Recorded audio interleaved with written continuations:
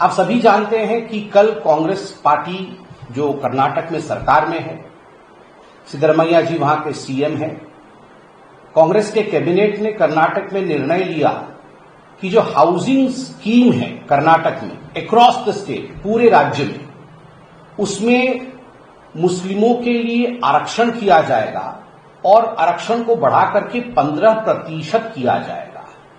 आप सोच के देखिए, वेलफेयर स्कीम, हाउसिंग स्कीम एक वेलफेयर स्कीम है। इस वेलफेयर स्कीम में धार्मिक एंगल जोड़ा गया है और उस धार्मिक एंगल के अंतर्गत मुसलमानों के लिए for the Muslims there would be 15% reservation. इसमें कोई दो मत नहीं है कि शॉर्ट टर्म पॉलिटिकल बेनिफिट के लिए कांग्रेस पार्टी हमेशा एक लॉन्ग टर्म डिजास्टर को इनवाइट करती है। आपको जान के आश्चर्य होगा कि कल यह जो कैबिनेट का निर्णय हुआ है कर्नाटक में, उसमें कैबिनेट मिनिस्टर जमीर अहमद खान, उनकी यह प्रस्तावना थी कि मुसलमानों के लिए आरक्षण हाउसिंग स्कीम में, चाहे वो अर्बन हाउसिंग स्कीम हो चाहे वो रूरल हाउसिंग स्कीम हो, उसे बढ़ा करके 15% कर दिया जाए। और कैबिनेट ने उसे सिद्धरमैया जी के अगुवाई में उसमें हामी भरी है, उसे स्वीकार किया है। यह भी विदित है कि सुप्रीम कोर्ट ने स्पष्ट रूप से यह निर्णय दिया है कि there can be no reservation based on religion. धर्म के आधार पर, धार्मिक आधार पर किसी भी प्रकार का कोई रिजर्वेशन नहीं हो सकता है। दैट इज अनकॉन्स्टिट्यूशनल, यह गैर संवैधानिक है। मगर फिर भी जो लोग पॉकेट में संविधान को रखकर घूमते हैं, जो लोग बात बात पे एक प्रति निकालने की कोशिश करते हैं संविधान की, वास्तविक रूप में वो किस प्रकार से संविधान की धज्जियां उड़ा रहे हैं, उसका सर्वोच्च उदाहरण कल कर्नाटक के कैबिनेट में मुस्लिम आरक्षण हाउसिंग स्कीम में पास करके दिखाया गया है। जब सुप्रीम कोर्ट और संविधान, बाबा साहेब अंबेडकर का संविधान स्पष्ट रूप से कहता है कि किसी भी कीमत पर धर्म के आधार पर रिजर्वेशन नहीं दिया जा सकता है, तो राहुल गांधी जवाब दे कि आप कॉन्स्टिट्यूशन की बात करते हैं, आप संविधान की बात करते हैं, मगर आपके ही इस निर्णय ने संविधान की धज्जियां उड़ाई। Constitution for the Congress party and particularly for the Gandhi family is secondary to religious appeasement.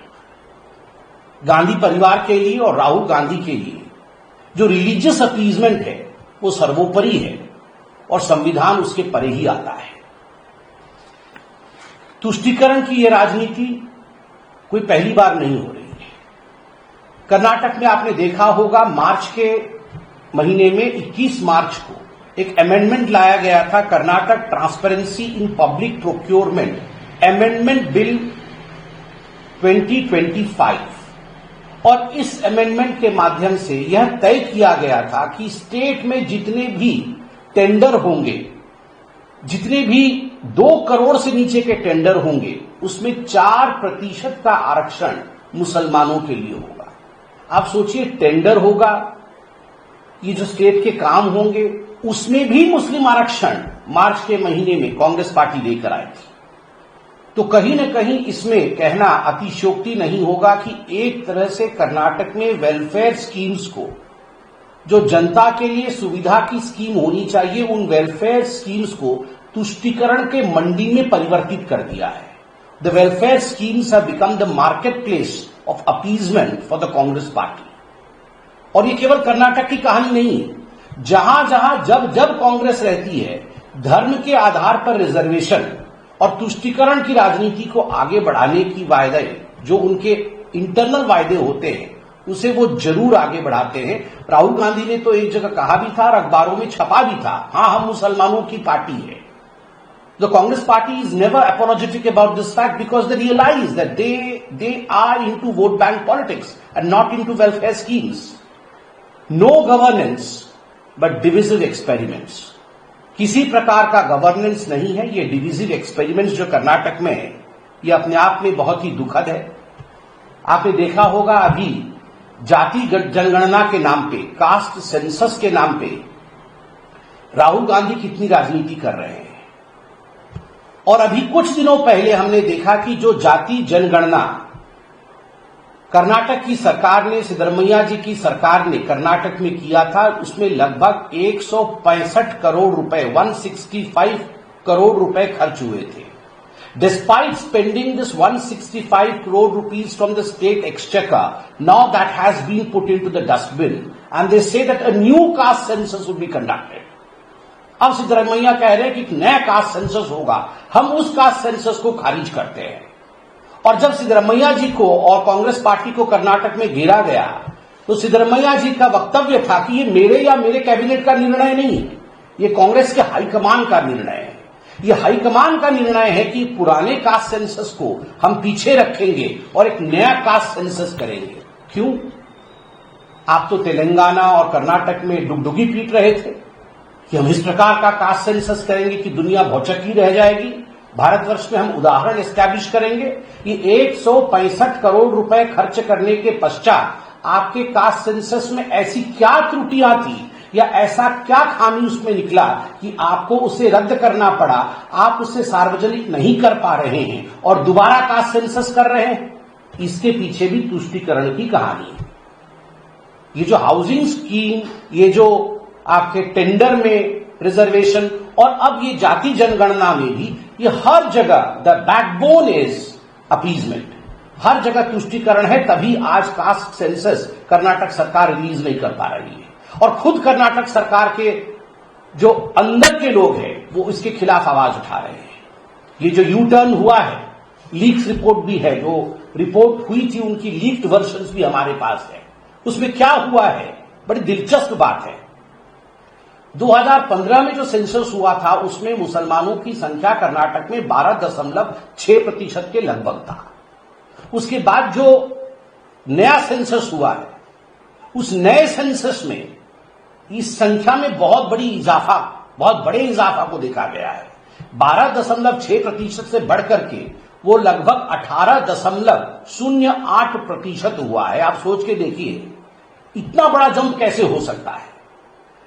तो 12.6% से 18.08% ये लीक रिपोर्ट बताती है, ये मुसलमानों का जो जनगणना हुआ है उसमें ये कास्ट सेंसस में आ रहा है.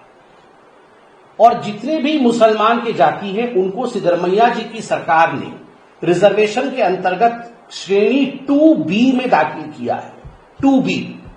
And after putting them all in 2B, OBC 2B, recommendation था कि ओबीसी 2B का आरक्षण 4% से बढ़ाकर के 8% कर दिया जाए ताकि सारे मुसलमान उसमें एकोमोडेट हो जाए. और आश्चर्य देखिए, कई ओबीसी जो वाकई ओबीसी हैं उनको निकाल दिया गया था, इसमें से ओबीसी कोटे में से निकाल दिया गया था. मुस्लिमों को उसमें ऐड किया गया और उसे बढ़ाने की कवायद चल रही थी. और ईडब्ल्यूएस का कोटा वही 10% पे फिक्स है. तो ये जो पूरी प्रक्रिया चल रही है, चाहे वो हाउसिंग स्कीम की हो, चाहे वो ये आपके टेंडर में रिजर्वेशन का विषय हो, चाहे 2B में लाके मुसलमानों को आरक्षण देने का विषय हो, अगर हक किसी का मारा जा रहा है तो वो हक SC, ST और OBC का मारा जा रहा है. The SC, ST and OBC of Karnataka in fact have been kept bereft of their rights, and on their rights stands the politics of vote bank and appeasement. And that's the reason as to why every SC, ST and OBC of Karnataka should realize, उनको ये जानने की आवश्यकता है कि आखिर उनके साथ कर्नाटक की कांग्रेस सरकार किस प्रकार का अन्याय कर रही है. लीक रिपोर्ट के हिसाब से जो कास्ट सेंसस किया था, वो कलिंगा समाज और लिंगायत समाज ये कर्नाटक के बहुत बड़े समाज हैं. इनका एक बहुत बड़ा कंट्रीब्यूशन रहता है कर्नाटक में डेवलपमेंट के लिए और सामाजिक न्याय के लिए. और आप देखिए, शायद इन्हीं कारणों से जाति जनगणना को कर्नाटक की सरकार ने अब पीछे हटा दिया है, क्योंकि जो लीक रिपोर्ट से उसमें दिखाया गया है कि वीर शैव लिंगायत जो पहले की रिपोर्ट में लगभग 18 से 22% थे, इस बार के रिपोर्ट में घट करके 11% हो गए. 9 पूर्व चीफ मिनिस्टर रहे हैं लिंगायत समाज के. 9 former chief ministers belong to the Lingayat community. That is the importance of this community. They were previously 18 to 22% and the leak report show that the present percentage approximately has come down to 11%. Similarly, as far as the Vukkalinga community is concerned, पुराने census के अनुसार Mysuru reason इत्यादि को मिलाकर के लगभग 16% उनकी जनसंख्या थी। अब के रिपोर्ट में जो लीड रिपोर्ट है उसमें उसे घटा करके 10.29% कर दिया गया है, 10.29%। 7 पूर्व सीएम, 7 फॉर्मर सीएम रहे हैं वुक्कलिंगा कम्युनिटी से। तो मुस्लिम तुष्टिकरण के कारण ये जो वीर शैव लिंगायत और वुक्कलिंगा कम्युनिटी के साथ अन्याय किया गया है, इसी के कारण से कहीं न कहीं कांग्रेस को यह महसूस हो रहा है कि उन्हीं का कास्ट सेंसस कहीं ऐसा न हो कि उन्हीं को जख्म देकर जाए। तभी 165 करोड़ खर्च करने के बावजूद उसे रद्द किया जा रहा है और दोबारा कास्ट सेंसस की बात की जा रही है, जबकि सेंटर खुद ही कास्ट सेंसस कर रही है।